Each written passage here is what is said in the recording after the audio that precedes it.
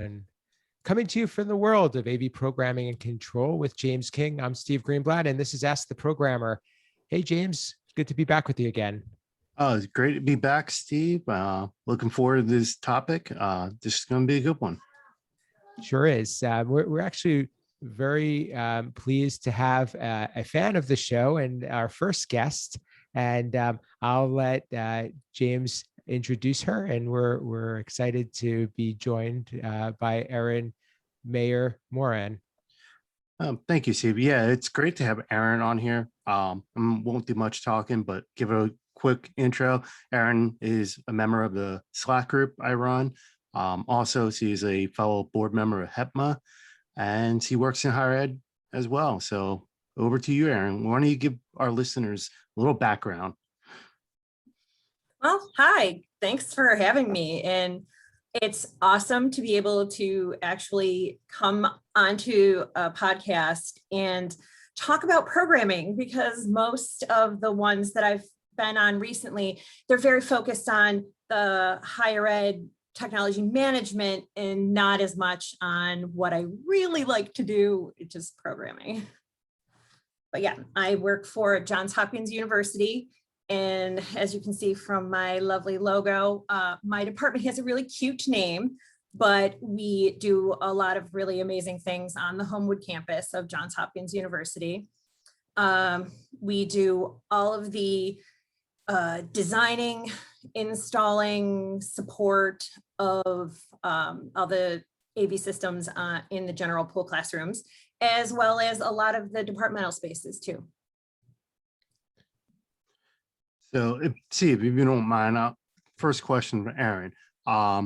As someone who works in higher education, you mentioned it's great to be on a podcast that's focused on programming. Why is that? Well, I feel like it's one of the aspects that a lot of podcasts really don't delve into. A lot of them are about the equipment side of things, or the people management, or just all other topics, but just none really focuses on the stuff that really kind of makes a system go. You can put all the equipment into a room, but it's the programming that really makes it all happen from their perspective. I couldn't agree more. And I think so many people have to hear that. And it's really great actually coming from someone who is potentially either a client or the direct the direct connection to a client, because very often in my experience, programming has been thought of as that added thing that you have to get done.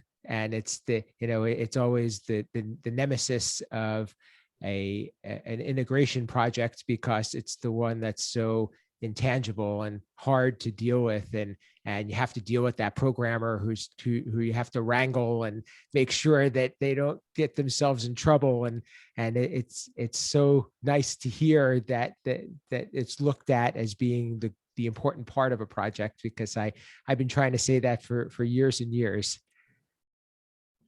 Absolutely. It's always downplayed. And I think people don't really think about it as much. And especially, I think when quotes come in for projects and they look and they see how much the programming costs, the jaws drop and they're like, does it really cost that much? And I think people lack an understanding of what really goes into programming a system, especially if it's a large custom job that's something relatively new that may not have a lot of pre-made modules for, or just something that you haven't quite had a lot of experience in. It takes a little bit of time.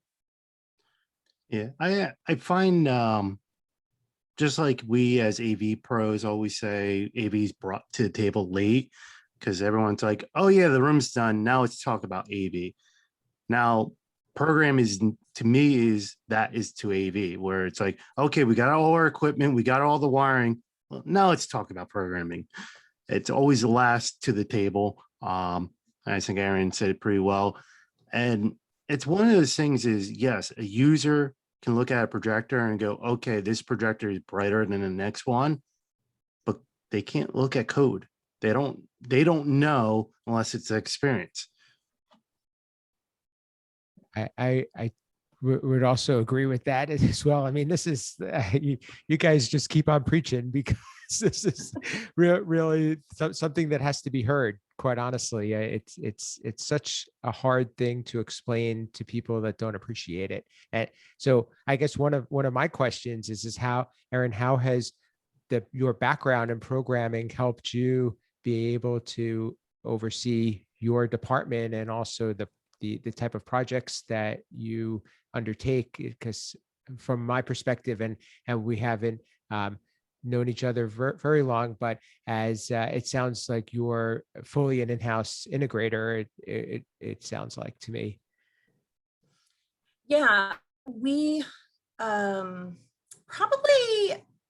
10 years ago was about the time when we really started to take on doing a lot of our own projects, and even some of the more complex ones. Sometimes some of the bigger ones, if it's real labor intensive, we'll have to pass on.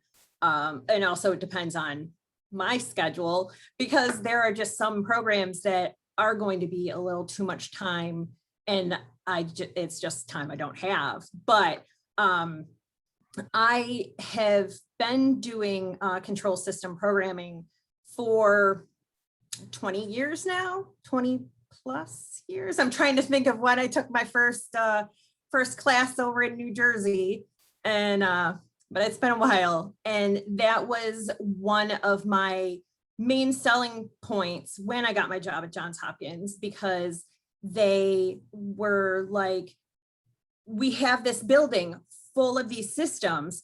It'd be great if we could get someone who would be able to look at the facility, but also be able to make those little changes when we have a new projector that we put in and maybe the codes aren't exactly correct, and or when we need to add something new, like when they took out VGA and had to add HDMI.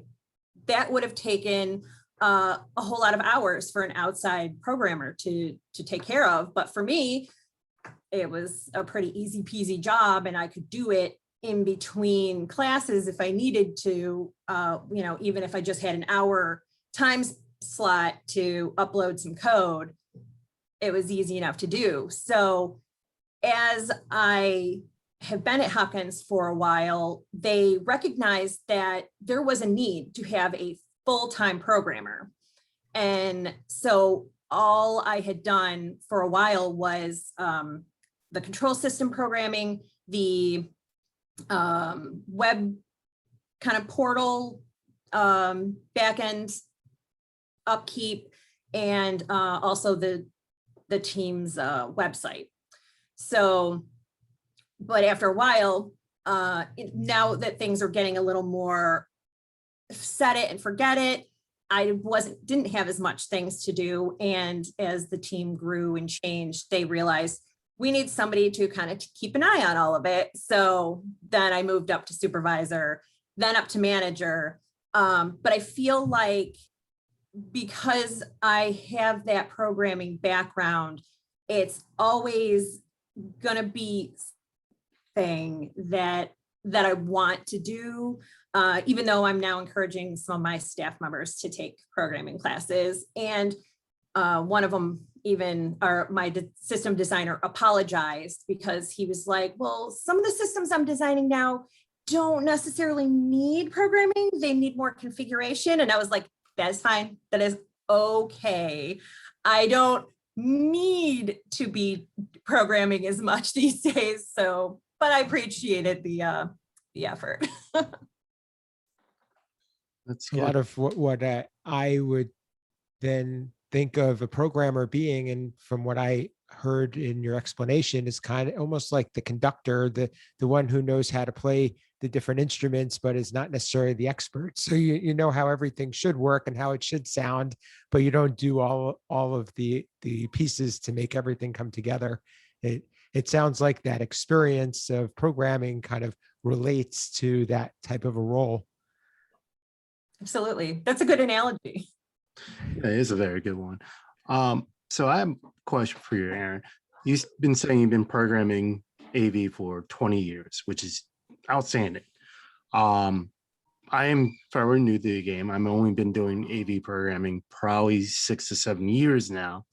But in my experience, and I'll take this phrase from Tim Albright, I am what I am. I am a middle-class white male. So that's all I have experience of.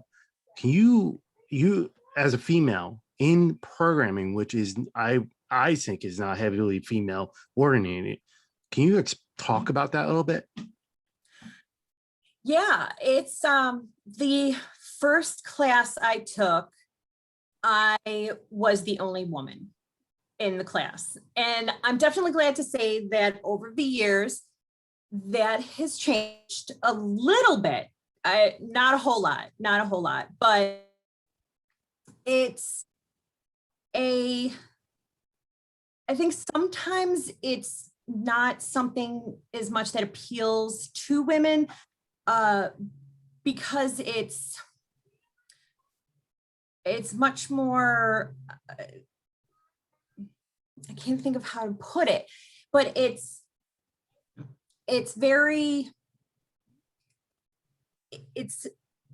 got a lot of moving parts to it, and there's no real definitive answer a lot of times, where programming kind of, you need to use both sides of your brain to really put together a cohesive program, especially if you're also doing the graphic interface too, which can be very design oriented, which then balances off to the other side of the brain of the programming and all the ones and zeros. And so it's been quite a journey, and I've heard a lot of stuff over the years of, oh, you're a programmer? And I'm like, why, yes, I am. And they're like, oh, my company probably comes in and fixes your mistake. Like, excuse me? I a lot of times go through code and then fix it so that it runs the way that I need it to run anyway. So I'm just like, oh, I'm glad that the tide is changing in our industry. There's not as much of the AV cowboys anymore. So it makes it a lot easier, I think, for women to want to be part of the industry too. I agree there. Could you real quick maybe give some pointers for if a female wants to get into programming? I would say that, imposter syndrome be damned. You deserve to be here. You can do whatever you want. And if don't let anybody discourage you. I think that that's really great advice. And thank you again for being so persistent in getting to where you are, because you're a role model, and I'm sure that others appreciate it too. I think, as we wrap up, one of the things that James and I talk a lot about is community, and that's what Ask the Programmer is about. Are there places that you look to be able to engage with others that may be in your shoes, or how do you go about connecting and networking with other programmers? As always, got to give a shout out to the Higher Ed AVIT Slack group. That is a fantastic resource for both sides of what I do, between managing and programming. There's also some groups on Facebook that are specific to the certain control systems. be very helpful. But yeah, the big ones. Oh, those are great. James often says, and I think if we had another title for the Ask the Programmer, it would probably be a person on an island. That seems to come up in about half of our episodes. So we're trying to use Ask the Programmer as a way to give people that life raft. So, but in wrapping up, thank you for being joining us today, and thank you for listening. And we look forward to having you on and speaking some more about some of the topics that you have as well. How can people get in touch with you and learn more about what you're up to? You can find me on LinkedIn as well as on Twitter at Smearin_off_ice. It's a whole story. It's my roller derby name. Very cool. James, why don't you remind everyone how to get in touch with you and also share what you've been up to? Sure. So as always, you can get me on Twitter at AV_James King. I am on LinkedIn, not as much as I would like, but I am on there. As Erin also mentioned, we got the Higher Ed AV IT Slack group, active on HEPMA, and I also a writer for the Higher Ed Digital Magazine, IT and AV column.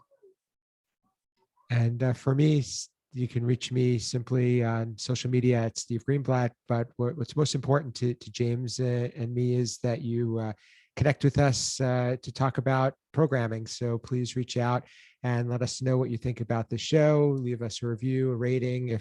If you're as active as Erin, perhaps we'll have you on a future episode as well. But this is all about building community and answering questions and trying to spread the word about programming. And I'm glad that it's working and that we're getting positive feedback. We're on Apple Podcasts, on Google, as well as YouTube. So hopefully you'll find us there, and plenty of opportunities to leave us comments. We'll leave it at that. And this has been Ask the Programmer.